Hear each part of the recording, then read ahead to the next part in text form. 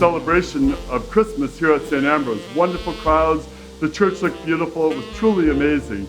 Equally amazing was the morning after Christmas, December 26th. At 8 o'clock, if you would have showed up at the campus, there was 125, 150 of our members eagerly, like literally the morning after Christmas, eager to help us take out the pews and take out the carpet and prepare to turn our church over to the construction team.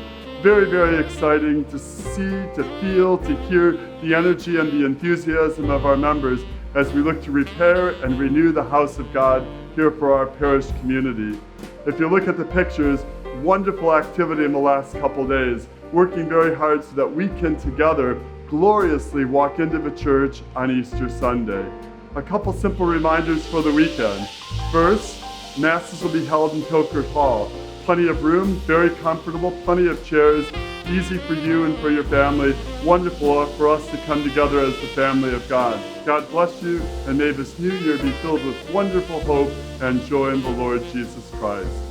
Merry Christmas, Happy New Year.